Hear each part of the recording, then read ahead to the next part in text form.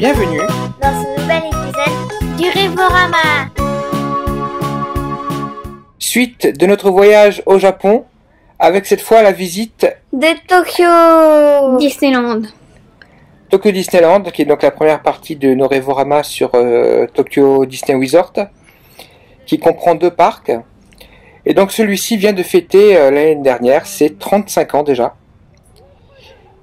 Et en fait, c'est une quasi-réplique, en tout cas c'est une quasi-réplique au départ, du Magic Kingdom Aux États-Unis. d'Orlando Walt Disney World, qu'on a visité également. Mais comme ils ont eu tous les deux des vies un peu différentes ensuite, donc il y a quand même quelques différences intéressantes.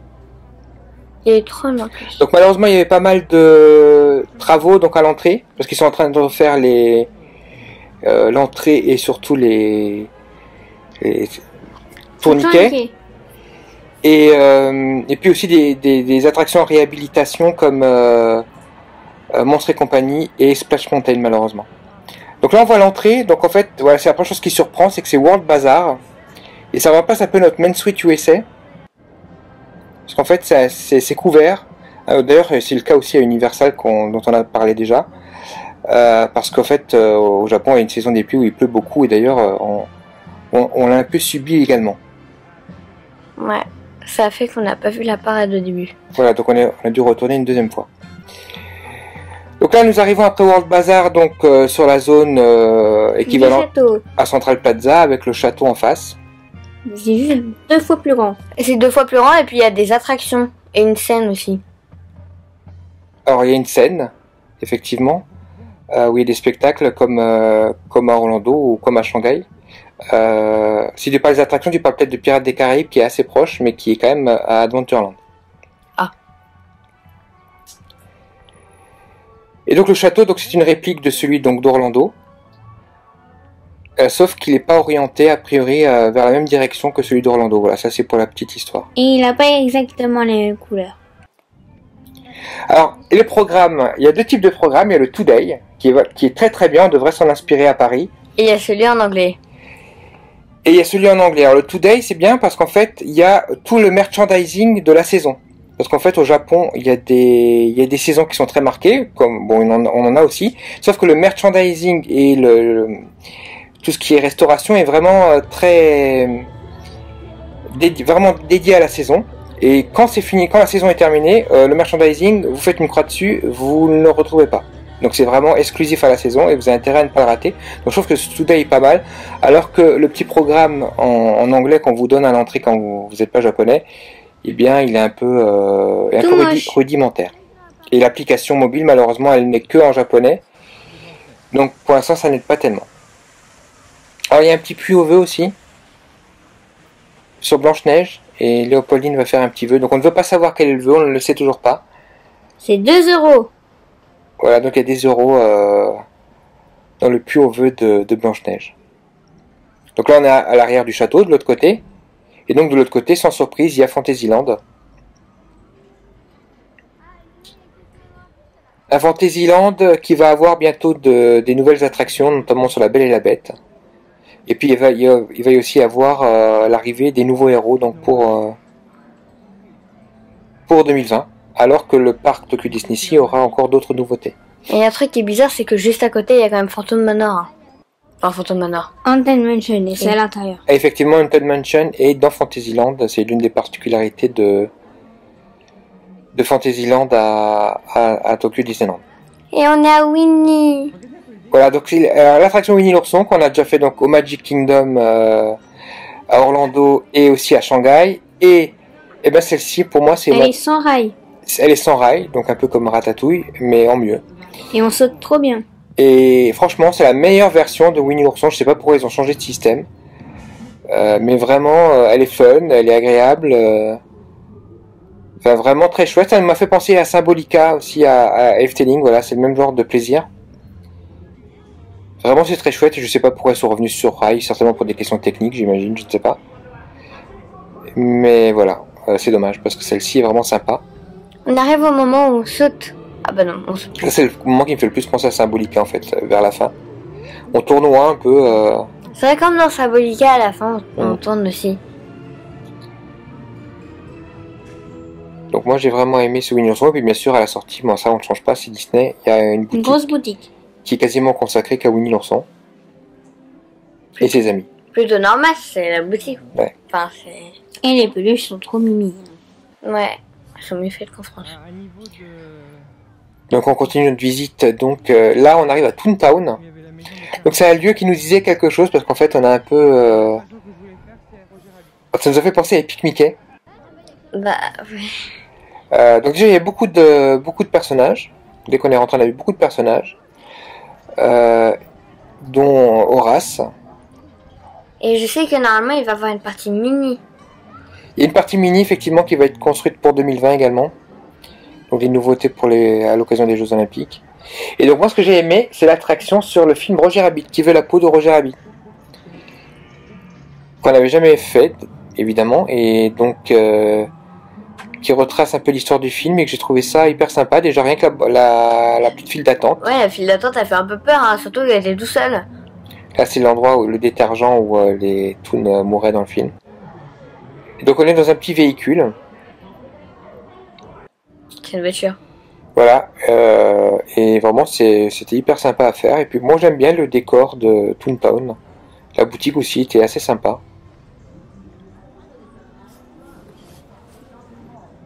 Ça agrandit bien le côté Fantasyland juste à côté. Et puis elle est bien décorée la boutique. Hein. Ah, alors les Donald, il faut en parler des Donald. Ils sont trop mignons. Je crois que les meilleurs Donald qu'on trouve en merchandising, en peluche, ce sont celles de Tokyo. Leur bouche est tellement bien faite. Et là c'est une poupée. Mini. Enfin, en fait c'est une poupée qui porte des vêtements de Disney. Voilà, donc ça aussi on en trouve à Tokyo Disneyland. Ah, par contre vous ne verrez pas de Duffy et ses amis de Fun Friends à Tokyo Disneyland. On en parlera à Tokyo Disney Sea parce qu'ils ont élu domicile là-bas, donc on ne mélange pas. Enfin les poupées. Parlons aussi de It's a Small World. Là c'est une grande différence avec tous les autres It's a Small World. Oui vraiment moi j'ai adoré cette version. C'est le meilleur. La file d'attente elle est trop bien. La file d'attente est très bien effectivement. C'est vrai que ça paraît un peu monotone. Hein. Et il y a des poupées princesses Disney. Et voilà, et eux ils ont joué à fond la carte des personnages. On voit pas que les princesses d'ailleurs, il me semble, mais on voit aussi Peter Pan. Mais principalement des princesses. Effectivement, on voit des personnages Disney parmi les poupées. Et voilà, c'est une façon de se différencier. Je dis pas qu'il faut le faire dans tous les Small World, et je pense que il faut pas d'ailleurs. Mais le fait de le faire à Tokyo, ça fait une petite originalité que j'ai trouvé assez sympa.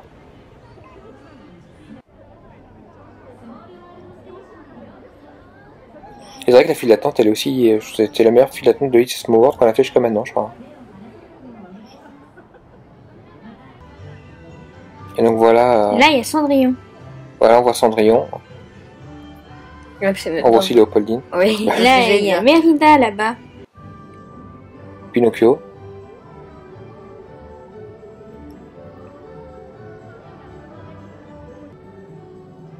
Il y a Dumbo. Non, c'est pas Dumbo.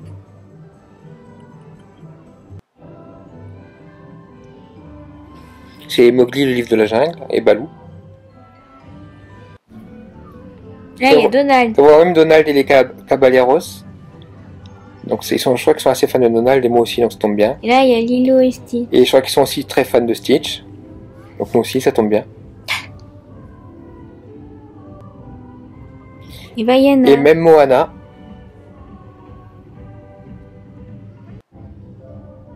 Et la petite sirène. Donc vraiment sympa. Quand on est retourné un soir avec les tickets après 18h, on était vraiment content En plus, c'est très très beau. Pour refaire It's a Small World, ouais, c'est très beau, c'est très sympa. Alors, ils n'ont pas de labyrinthe d'Alice, par contre, ils ont un petit restaurant qui est lié à l'univers de Alice au Pays des Merveilles. Ils ont bien sûr aussi les tasses.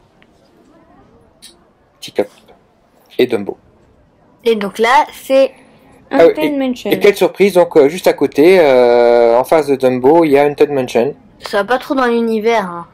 Non, mais pour eux, c'est la fantasy. C'est dans la fantasy, donc ça ne choque pas les Japonais, je pense. Par contre, la file d'attente, elle est trop bien faite. Oui, il y a des animations. Ouais, elle n'est pas interactive comme à Orlando, mais il y a beaucoup de choses à voir. Par exemple, oui, il y a la statue du chat là-bas qu'on peut voir derrière l'arbre, et c'est joli. J'aime bien les chats. Ouais, moi aussi. Et l'architecture de la maison hantée, c'est la même qu'à Orlando. Hein. Donc il nous faudra aller en Californie pour voir une autre version architecturale. La version, on va faire l'attraction. Tadam! Ça, c'est l'attraction. C'est sa boutique qui est après. Alors moi j'aimerais bien être à Noël et voir la version avec la version de Noël un jour d'Haunted Mansion, mais ça arrivera, ça arrivera. J'ai bien aimé cette boutique aussi, j'ai trouvé que Mickey et Donald étaient vraiment très très beaux. Mais on a l'impression que Donald, il a un gilet en confiserie. C'est ça, mais il est très très beau. Oui. Une autre zone à ne pas oublier, c'est notre Discoveryland qui ici donc est Tomorrowland. Et qui est très très Et beaucoup mieux fait que le nôtre. original. Moi, je préfère Discoveryland. Oui, moi aussi. Après, l'espèce de truc à Shanghai avec Tron. Après celui-là.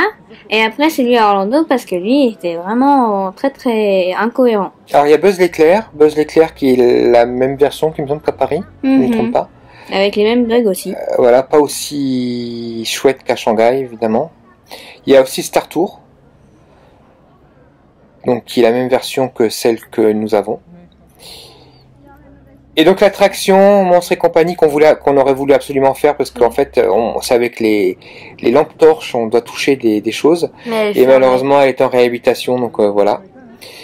Il faudrait y retourner et donc là on a vu la loterie parce qu'il est possible donc de jouer à une loterie pour avoir des places VIP dans certains spectacles. C'est l'une des caractéristiques des parcs japonais. Ouais. Il faut le savoir. Du coup ici on n'a pas gagné mais après à Tokyo Disney Sea on a gagné. Voilà. Donc on vous en reparlera. Ici, c'est le Mickey Waffle. Ouais, Mickey Waffle. Il y a plusieurs goûts différents. C'est très très gros et c'est très très sucré aussi. C'est très très bon. C'est très très joli. Voilà, donc on veut ça. C'est vraiment chouette. Vraiment super pour le goûter. Mais c'est galère à manger. Et puis après on a enchaîné donc sur la parade. Alors malheureusement il pleuvait donc je soupçonne qu'on n'a pas eu tous les performeurs. Mais bon. Il y a de grands vides quand même entre chaque char. Il y a des grands vides entre chaque char, mais on a vu aussi que c'était le cas pour la Electrical Parade. Donc, mais moins quand même. Donc du coup, je me demande si c'est pas lié soit au parcours, soit au... Enfin, voilà. Alors qu'à Paris ou à Orlando, les parades sont très rythmées, les chars se suivent. Là, effectivement, il y a des grands vides. Mais je pense que c'est fait exprès pour pas mélanger les deux. Par contre, il y a vraiment plusieurs mini-chars. Voilà, donc du coup ça coupe un peu le rythme je trouve, ce qui est dommage parce qu'en fait j'aime beaucoup les chars. Ils sont très très beaux. Voilà, j'imagine qu'on en retrouvera certains à Paris dans quelques années pour les 30 ans. Et ils sont effectivement très très beaux. Et puis le parcours donc, de la parade n'est pas du tout le même du coup puisqu'il ne peut pas passer par World Bazaar. Donc il commence à Fantasyland et il finit je crois du côté de Toontown. Ouais. Et si on suit la parade, c'est aussi assez compliqué. Parce que en fait, il y a des cast members, tu comprends pas trop s'ils veulent te laisser passer ou s'ils veulent te bloquer le passage. Bah pour le pont, c'est plutôt logique. Je pense que parce qu'il pleuvait, le pont n'était pas praticable ou quelque chose. Enfin, je pense qu'il y a quelque chose avec le parcours de la parade qui fait que les parades sont comme ça. Mais bon, sinon, le parc Tokyo Disneyland est à voir aussi pour ses spectacles qu'ils renouvellent vraiment souvent et qui sont vraiment très sympas et très beaux. Ils misent beaucoup sur les spectacles. Et ça, c'était donc la parade qu'ils ont créée pour le 35e anniversaire. Alors là, par contre, tu vois, le char moi, qui va plus vite. Ouais. Moi, j'aime bien ce char où les princesses Disney ont les robes les plus moches au monde. En fait, elles ont des trucs de pluie par-dessus. Ah ouais. Ouais. C'est incroyable. Je savais pas que ça existait dans leur monde à elles, les trucs de pluie.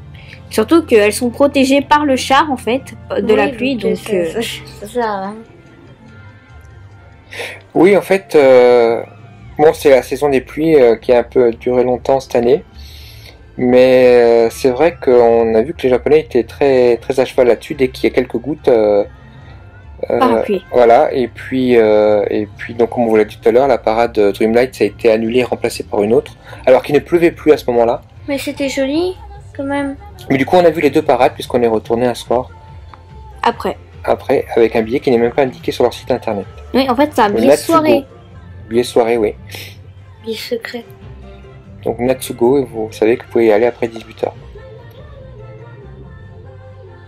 Sinon les chars sont hyper chouettes, hyper animés, hyper grands. La musique est entraînante. Et t'as raison, il y a pas mal de mini-chars. Surtout avec les personnages dedans en fait. Souvent quand on c'était le cas pour la Fantillusion, mais c'est quand on importe des chars de chez eux, on prend d'ailleurs pas toute la parade. Et souvent les mini-chars ils passent complètement à la trappe.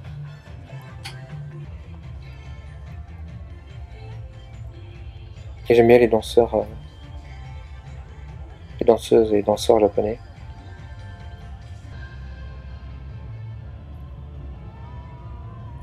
C'est la Madeleine qui fait coucou? Je crois. Vous avez vu, les Japonais restent assis. Hein. C'est Ouais. quelque chose qu'on voit pas du tout à Disneyland Paris, même pas à Orlando d'ailleurs. Le premier rang, il faut que tu t'assoies. Et vaut mieux que tu apportes un truc pour mettre sous tes fesses en fait. Si tu veux t'asseoir, parce que voilà, c'est le sol quand même. Je crois qu'on peut se lever à partir du 3e rang.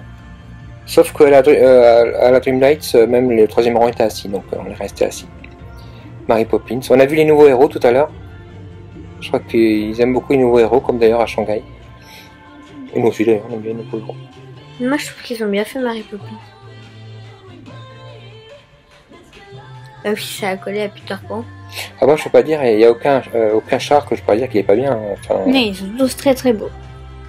Tiens, Peter Pan aussi se protège de la pluie. Il devait être allergique peut-être. Et toujours le petit sponsor qui est souvent le même d'ailleurs, NTT Docomo, Voilà. qui est je crois un opérateur télécom. Et voilà, ils ont des sponsors. Ça, Voilà. c'est des figurines Trop qui joli. coûtent très très très très cher. Ouais, on en a aussi à Paris, de ce genre-là. Ça, c'est une boutique qui est dans le château en fait. Parce qu'on cherchait une autre boutique et on est tombé sur ça. Et donc là, nous sommes du côté de Westernland. Qui est en fait Frontierland. Quand tu regardes le set, t'as l'impression qu'il y a des flecs d'eau de partout. Oui, on a l'impression qu'il y a plus d'espace que chez nous, hein. Beaucoup plus d'espace. Moins qu'à Shanghai, évidemment, mais qui n'a d'ailleurs pas ce land-là, mais il y a beaucoup. J'ai l'impression qu'il y a plus d'espace. D'ailleurs, en parlant de monde, on nous avait averti sur le monde énorme qu'il y aurait. Là, on voit Big Thunder Mountain qu'on a fait. Mais en fait, ça allait encore en temps d'attente. On s'est bien débrouillé. Toy Story, Forky, j'aime bien ce petit détail. C'est comme quand on était à Universal, qu'on disait qu'il y aurait plein d'attentes et qu'en vérité, à la plupart des attractions, il y avait 30 minutes d'attente, quoi. Voilà, donc du coup, on n'a pas eu de chance, c'était la saison des pluies, mais d'un autre côté, les parcs étaient praticables. Donc voilà. Et puis donc on est allé à Adventureland. Donc Adventureland, on a parlé du Pirates des Caraïbes qui est près de l'entrée. Et il y a bien sûr Jungle Cruise. Et d'autres petites choses à découvrir. Et il y avait Tiki Room. avec Stitch. Et leur Tiki Room à Stitch, ouais, c'est assez marrant. J'ai bien aimé le Tiki Room d'Orlando, mais alors j'ai bien aimé ce Tiki Room aussi. Avec Stitch. D'ailleurs, Stitch, il y a une série animée japonaise avec, je crois, Yuna, je crois. Que je préfère même à la série avec Lilo. Hein. Genre, on regardait ça quand tu étais petite, Léopoldine. Vraiment, moi j'aimais bien la version japonaise de Stitch. C'est passé sur Ciné Magique. Et là, c'est Pirates des Caraïbes. Qui est hyper bien. Et en fait, si on regarde vers la gauche, et ben on voyait l'entrée, quoi. Et donc, Pirates des Caraïbes, ça se rapproche beaucoup de la version du Magic Kingdom. Donc, par rapport aux nôtres, les choses ne sont pas tout à fait organisées de la même manière. Et par rapport à celui de Shanghai, Oui, C'est pas du tout très pareil. grosse différence.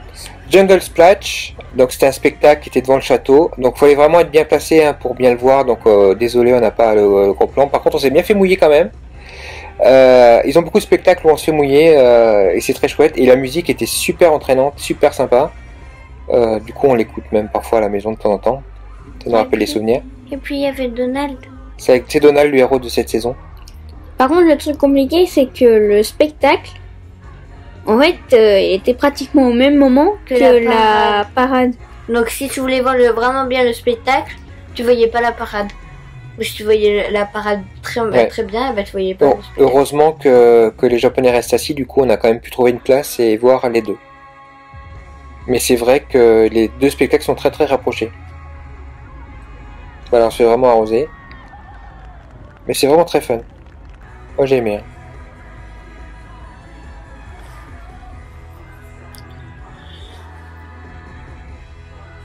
Mais si on était revenu une nouvelle soirée, je crois que je me serais mis tout devant en fait. Tant pis si j'aurais été trompé. Ouais. Et surtout que j'aime bien l'histoire du spectacle. Ouais. Ce qui est dommage, c'est que nous, on peut pas faire ça Disneyland Paris puisqu'on n'a pas de scène. Bah, on en avait une à un moment donné, mais enfin, j'aime bien les 4 petites scènes maintenant. Ouais, puis en été, ce serait bien que Disneyland Paris nous arrose un peu, mais bon. Oui, on a les 4 petites scènes, donc ça fait des configurations différentes. Donc voilà la parade électrique Electronical Parades Dreamlights. Qui est moins bien que la Fantillusion. Oui, nous, on est fan de la Fantillusion, l'ancienne parade nocturne de Tokyo qui était arrivée à Paris. Moins bien, alors elle est moins bien parce qu'elle raconte pas d'histoire. Contrairement même à celle d'Universal, la nouvelle d'Universal, celle-ci ne raconte pas tellement d'histoire. Donc en ça, c'est moins bien, t'as raison. Et puis il n'y a pas les méchants et tout ça. Donc ça, t'as raison. Après, la qualité technique des chars. C'est Incroyable, c'est très très beau. Moi, je l'adore celui-là.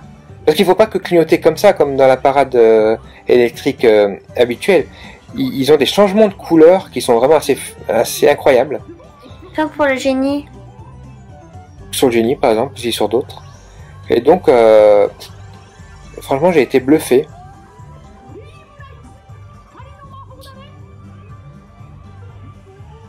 La version de la musique aussi est sympa. Enfin, vraiment, ça montre qu'une parade électrique, enfin une parade nocturne, c'est vraiment nécessaire à un parc Disney pour moi. Pour bien finir la soirée, plus qu'un spectacle de projection. Et là, Tokyo, enfin vraiment, c'est le paradis pour moi, quoi. Voilà, vous voyez les changements de couleur avec le chat du Cheshire.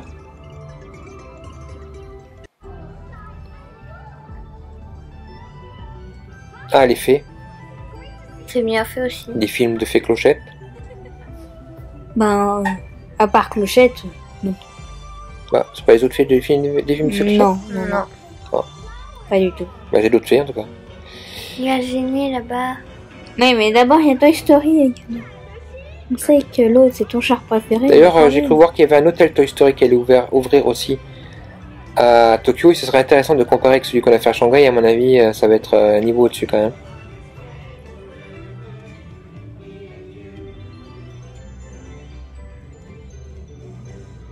Et on voit le génie au loin. Ah, ça y est, réponse et aussi les fleurs, voilà, elles clignotent. C'est hyper joli. Et les lanternes aussi. Oui, il y a surtout les lanternes en fait. Oui, mais après, il y a les fleurs.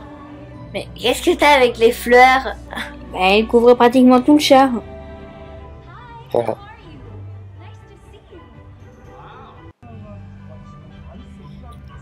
Lumière, donc là aussi il y a des petits chars intermédiaires. Et pareil, des longues périodes entre chaque groupe de chars. La Reine des Neiges, alors on n'échappe pas à la Reine des Neiges. Et... Ah, bientôt Ouais, va y mais avoir c'est le 2 et les poupées, elles sont trop jolies. Bon. Mais D'accord, je trouve je sens qu'on en reparlera. Je trouve que le chat il est hyper joli quand même. Ouais. Et là, c'était la parade. En fait, quand ils peuvent pas passer la Dreamlight, ils passent une parade de rechange, en fait, qui dure pas du tout longtemps. Bon, c'est une bonne idée déjà d'avoir une Mais version voilà, alternative. c'est un peu beau. Donc on a vu les deux. Oui, ça c'est beau. Je crois qu'on l'aurait à Paris, qu'on serait déjà content de la voir. Ouais. Bon, j'avoue que quand j'ai filmé ça, j'étais un peu dégoûté. Parce que moi, je rêvais de voir la Dreamlight. Et puis finalement, comme on a pu y retourner, finalement on a vu les deux, donc je suis assez content. Mais moi j'aime bien aussi celle-là.